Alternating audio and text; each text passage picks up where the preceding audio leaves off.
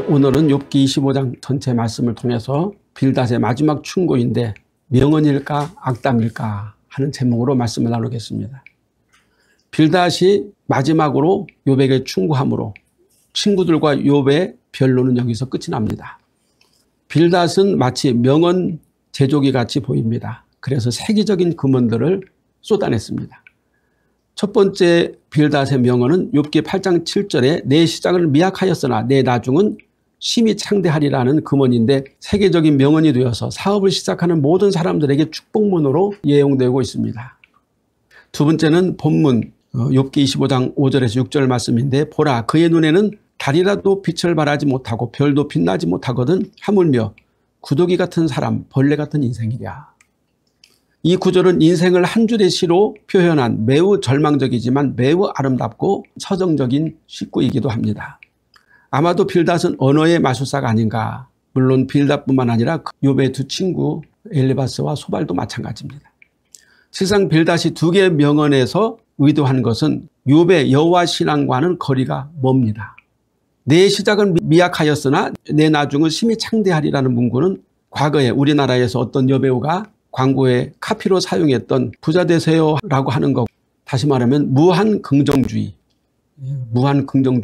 상징하고 있습니다. 이러한 낙관론을 어떤 이는 희망 고문이라고 합니다. 왜냐하면 근거도 없는 긍정주의, 낙관론, 그저 막연히 잘 될 거야, 걱정하지 마, 괜찮아, 잘 되겠지 하는 허풍선이 위로에 불과한 말입니다. 그러나 사람들은 이런 말들을 좋아합니다. 세상의 과학이나 철학 사상이나 이념은 다 만약, if라고 하는 전제하에 논리나 이론을 세워갑니다. 그런데 그 만약이라는 것이 허상이고 거짓이라면 이 세상의 과학이나 철학이나 사상, 이념, 경제학, 정치학 등은 모든 것들을 모래 위에 세운 성과 같이 어느 순간이 되면 다 무너져버리고 하나도 남지 않게 될 것입니다. 욥의 세 친구들은 그 당시 욥의 여호와 유일신앙을 가지고 욥을 충고한 것이 아니라 그 시대 다실론, 신관을 가지고 현자들과 조상들의 지혜를 모아서 욥을 충고했기 때문에 만약, if의 사상을 가지고 있었다 하는 것입니다. 욥의 친구들이 가지고 있었던 유물론적 신앙은 물질, 현상 중심적 신앙이므로 보이지 않는 하나님, 여호와 하나님의 영적 세계를 보는 것이 아니라 눈에 보이는 역사나 철학적, 종교적 지식으로 눈에 보이는 것으로 모든 것을 판단합니다. 세상에서는 유물론적 신앙도 나름대로 종교이며 신념이고 신앙이라고 할 수가 있죠. 그러나 욥이나 아브라함은 확실한 전제, 즉 창조주 하나님과 모든 역사를 움직이시고 사람의 생사화복을 주장하시며 모든 우주 삼라만상의 주체가 여호와 하나님이심을 믿고 또한 그 여호와 하나님이 역사와 세계의 중심이 되신다는 확고한 믿음을 가지고 여호와 하나님을 섬기는데 이 욥과 아브라함의 신앙은 여호와 신앙이며 예수 신앙이다 이렇게 볼 수가 있어요.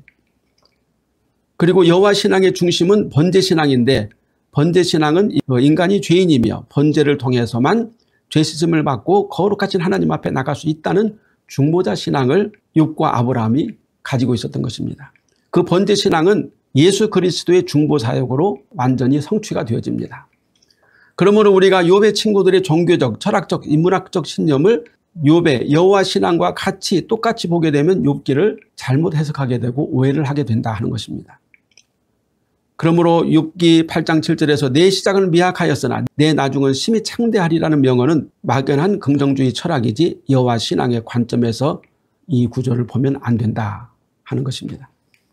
오늘은 빌닷이 남긴 두 번째 명언을 알아보겠습니다. 2절에 하나님은 주권과 위엄을 가지셨고 높은 곳에서 화평을 베푸시느니라. 우리가 이제 욥기를 보듯이 욥의 친구들 엘리바스 또 빌닷, 소발은 다 똑같이 하나님 그렇게 말합니다. 그런데 그들이 말하는 하나님은 욥이 믿고 섬기는 여호와 하나님과 달라요. 여기서 친구들이 말하는 하나님이라는 단어는 전능자, 우상 중에서 강한 신, 강함을 의미하는 상수리 나무, 참나무 혹은 기둥을 의미합니다. 그 원어의 뜻이 그렇다 그 말입니다. 아브라함이 가나안 땅에 들어갔을 때 가장 먼저 세겜에 도착했는데 그곳 중심에 있는 모래 상수리 나무에 이르렀다 이렇게 기록하고 있어요. 모래라고 하는 히브리 원어의 뜻은 가르쳐주는 자, teacher, 또 이른비 또는 활 쏘는 자라는 의미가 있는데 이곳에 큰 상수리 나무가 있었다는 것입니다.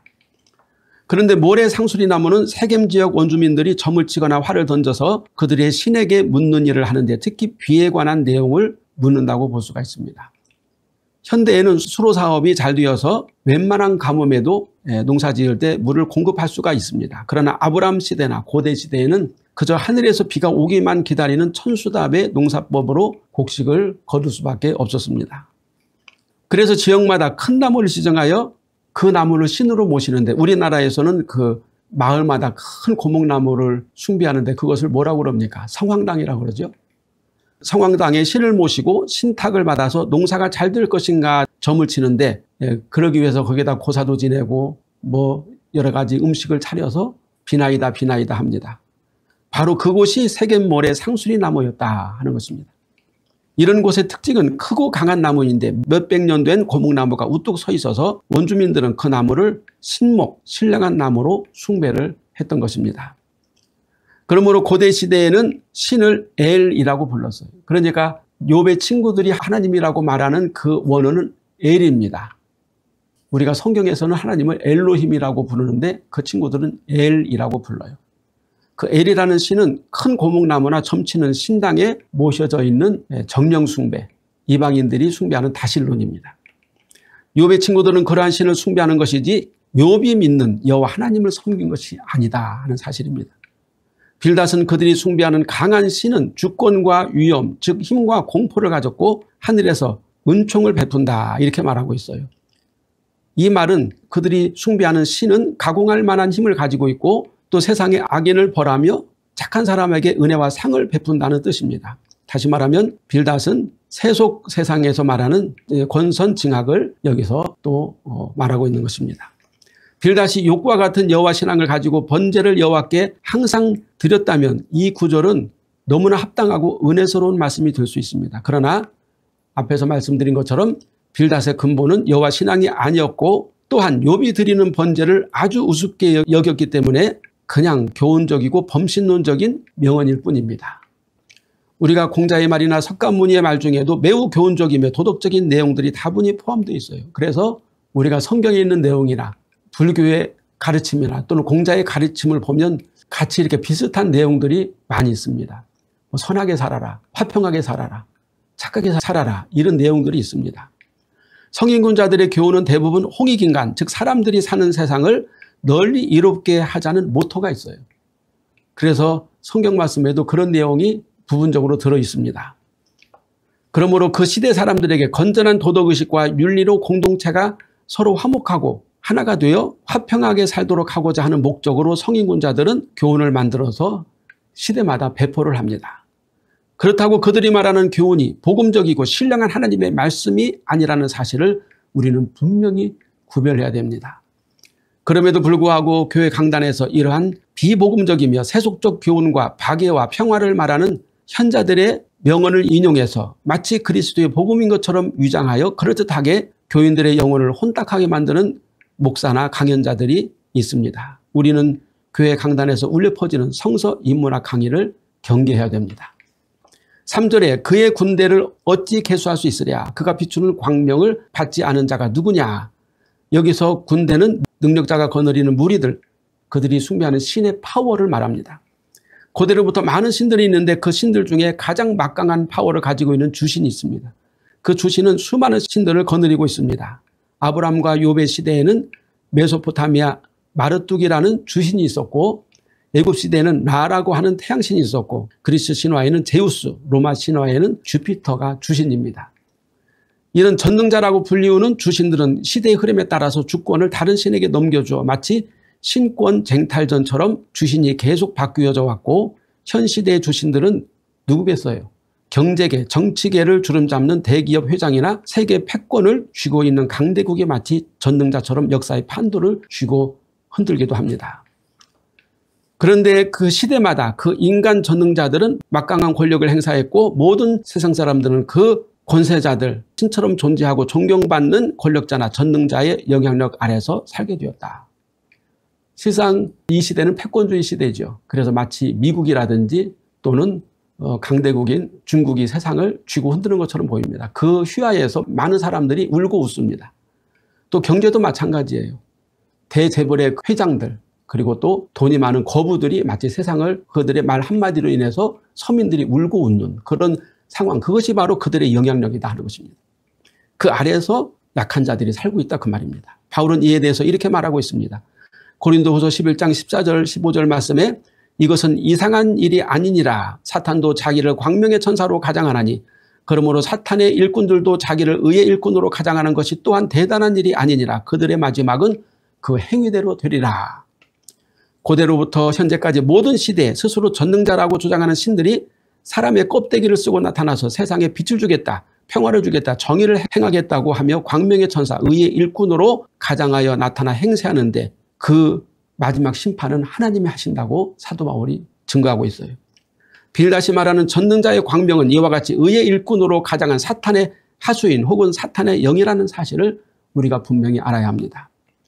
우리 성도들이 사탄의 역사와 성령의 역사를 구별할 수 있는 확실한 방법을 알아야 됩니다. 어떻게 합니까?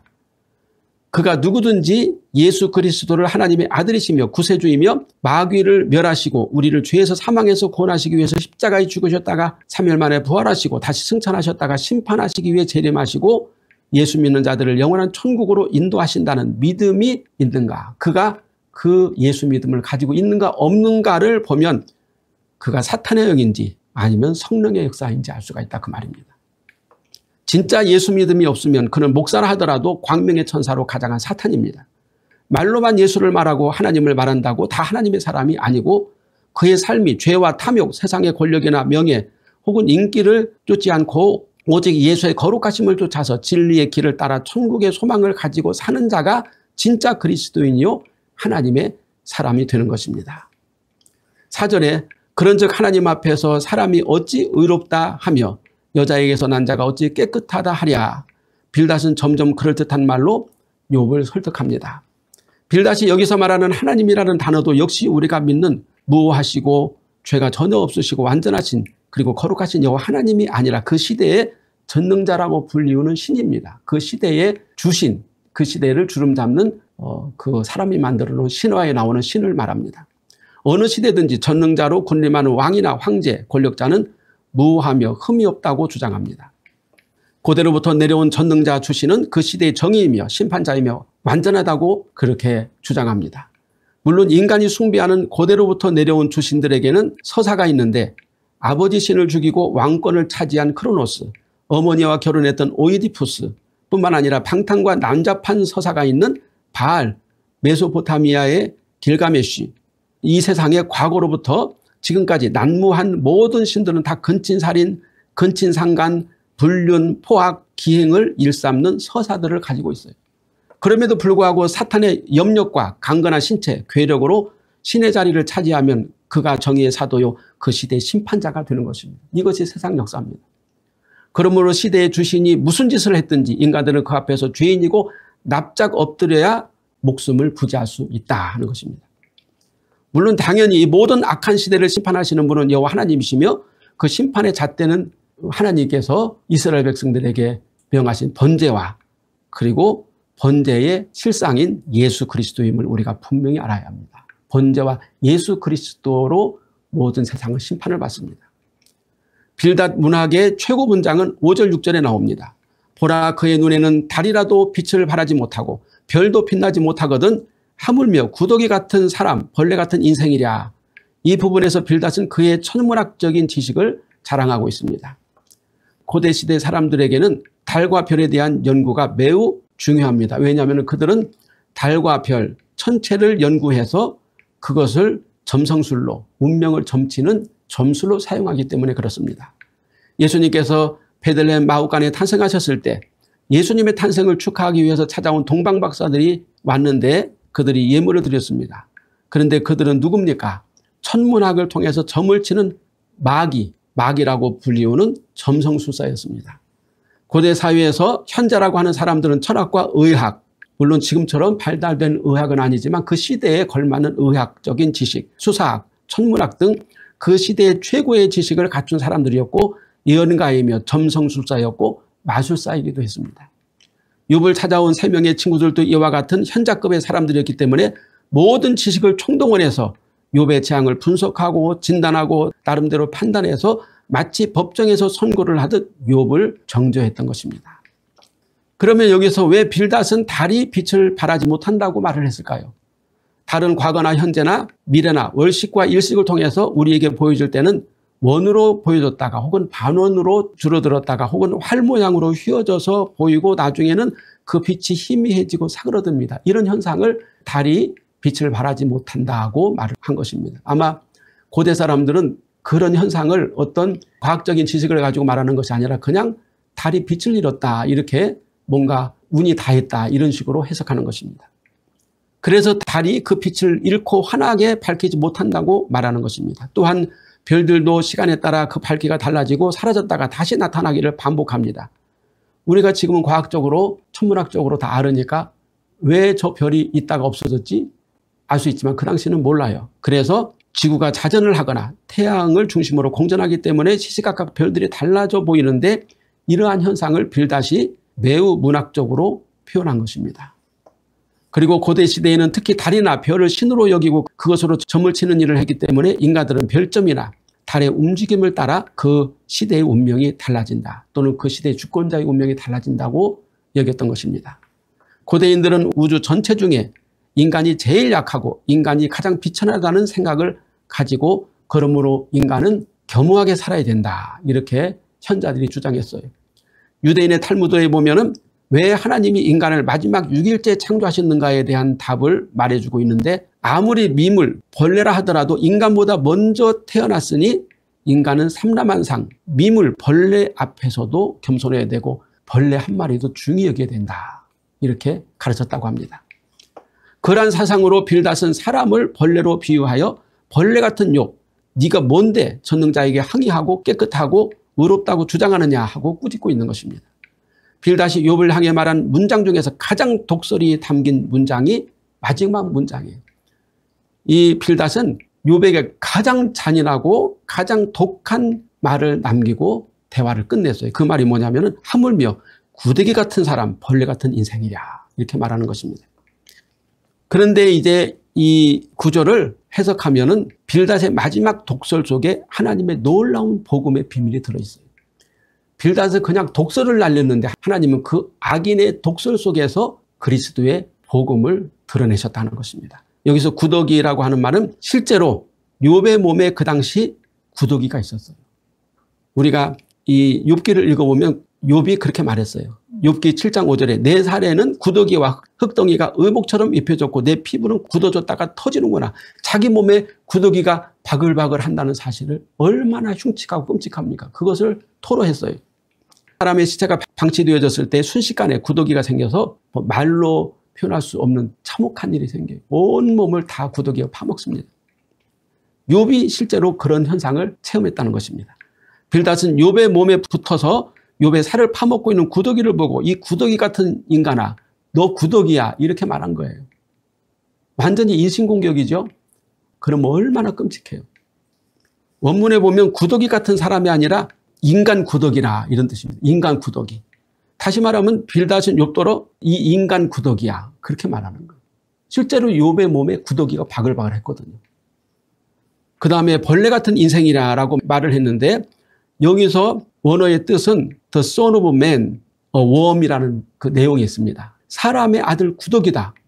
그런데 갑자기 또 욥을 향해서 사람의 아들 구더기야, 이렇게 말하는 거예요. 앞에서 구더기는 욥을 의미하는데 뒤에 있는 벌레는 누구를 의미할까요? 앞에 구더기는 그냥 구더기이고 뒤에 있는 구더기는 원어를 보면 붉은 구더기, 색깔이 붉은 구더기예요. 앞에 있는 구더기는 사람이 죽으면 구더기가 파먹는다는 뜻이고 뒤에 있는 구더기는 벌레, 진홍벌레, 주홍벌레라는 뜻입니다. 구더기인데 색깔이 빨개요. 진홍색 또는 주홍색의 벌레입니다. 저는 본 적이 없지만 그런 벌레가 있대요.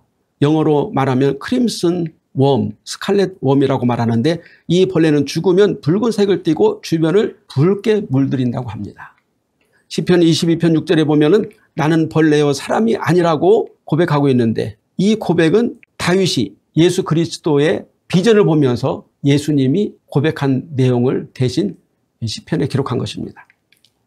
여기서 인간은 다 구더기인데 예수님이 어떻게 오셨어요? 구더기 같은 인간의 몸으로 오셨죠. 그런데 예수님은 그냥 구더기처럼 구더기인 인간으로 오셔서 그냥 썩어져서 죽어 없어지는 것이 아니라 인간의 몸으로 오시고 스스로 구더기가 되어서 죽으셨는데 죽으실 때 마치 붉은 벌레가 죽으면서 진홍색 색깔로 주변을 붉게 물들이듯이 예수님이 십자가에 죽으시면서 그 피로 모든 세상 죄인들을 붉게 물들어서 그 죄인들을 죄에서 구원하시는 놀라운 은혜를 베푸셨다. 그러니까 우리도 구더기요. 예수님도 구더기인데 우리는 죽어 마땅한 구더기고 예수님은 그 붉은 피로 죽은 우리 육체를 다시 살려서 우리 죄인들을 살려서 하나님의 자녀로 만드시는 놀라운 진홍벌레가 예수님이시라 하는 것입니다. 사람의 피는 죄의 값이지만 예수님의 피는 무엇입니까? 구원의 값이며 속전입니다. 빌닷은 욥을 저주하기 위해서 하물며 구더기 같은 사람, 벌레 같은 인생이라고 말을 했지만 하나님은 빌닷의 저주 섞인 말을 통해서 구더기인 인생을 인간을 구원하기 위해서 스스로 붉은 구더기가 되셔서 십자가에 죽으신 예수 그리스도를 거기서 계시하고 계시는 거예요. 조명해 주시고 있는 거예요. 악인은 악한 말을 하지만 하나님은 악한 말 속에서도 하나님의 구원, 십자가의 사랑과 보혈의 능력을 드러내고 계시다는 것입니다. 만일 욥이 빌닷이 저주한 마지막 문장이 구더기인 자신을 구원하시기 위해서 스스로 구더기가 되어 붉은 피로 물들인 예수 그리스도의 십자가와 구속의 역사를 하나님께서 암시하신다는 사실을 깨달았다면 얼마나 감격하고 얼마나 놀랍고 얼마나 하나님 앞에 감사의 기도를 드렸을까요? 잠언 16장 4절에 여호와께서 온갖 것을 그 쓰임에 적당하게 지으셨나니 악인도 악한 날에 적당하게 하셨느니라. 하나님은 욥을 악인이요 저주받을 자라고 비난하는 친구들의 악담을 통해서 욥이 장차 오실 중보자 예수 그리스도를 소망하도록 그리고 만나도록 하나님이 인도하셨다. 역사하셨다는 사실입니다. 욥기는 고난 속에 핀 그리스도의 복음이며 바로 그 복음은 십자가의 복음입니다. 기도하겠습니다.